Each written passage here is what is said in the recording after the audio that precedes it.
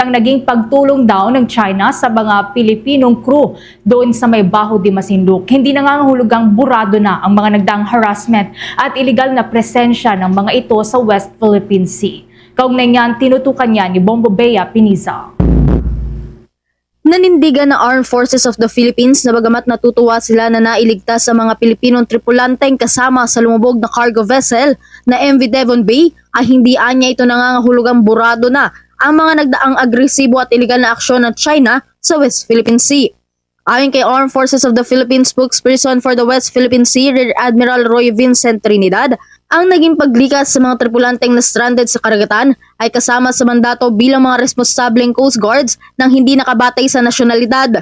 Ito rin anya ay kasama sa kanilang mandato bilang mga maglalayag na magbigay ng karampatang assistance at tulong sa iba pang mga naglalayag na nangangailangan ng tulong nang hindi tumitingin sa bansang pinagmulan nito. Una sa lahat, tayo ay natutuwa na ligtas yung ating mga kababayan. Secondly, actions like this are what are expected of responsible Coast Guards around the world, regardless of nationality. Thirdly, we would like to look at this as every mariner, every Coast Guard is mandated to render assistance to fellow mariners, regardless of creed, regardless of flag, regardless of nationality. Maliban dito, inihegri ni Trinidad na ito lamang ay isang aksyon na magligtas ng China laban sa halos ilang beses na mga agresibong aksyon at illegal na presensya nito sa West Philippine Sea na siyang sakop na exclusive economic zone ng Pilipinas. Binigyan din ni Trinidad na ang masyadong pagbibigay diin o kulay sa naging rescue operations na ito ng China ay posibleng magamit bilang propaganda para sa kanilang patuloy na pagkamkam sa mga teritoryong sakop ng bansa.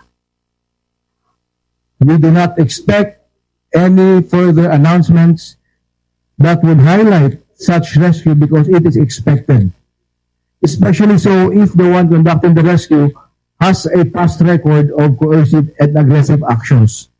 Otherwise, highlighting such activities would lose the essence of the rescue itself, and it may even go to mere propaganda. Natutuwa tayo, ligtas sila. It is one action of a Coast Guard to save life at sea. It will not erase the hundreds of coercive and aggressive actions done in the past. Samantala, una na rito ay nagpabatid na ng pasasalamat ang Philippine Coast Guard sa Chinese Coast Guard matapos na ma-turn over ng maayos at matiwasay ang 17 mga nailikas na tripulante mula sa pagkakalubog ng cargo vessel. Maliban dito ay nagpapatuloy pa rin sa pagsasagawa ng kanilang search and rescue operations ang Philippine Navy, Philippine Air Force at Philippine Coast Guard para sa 4 pang ibang nawawala at patuloy na pinaghahanap sa ngayon. Mula dito sa Camp Aguinaldo sa Quezon City para sa Bombo Network News, ito si Bombo Bea Piniza and this is Bombo Radio Philippines, the #1 and most trusted source of news and information.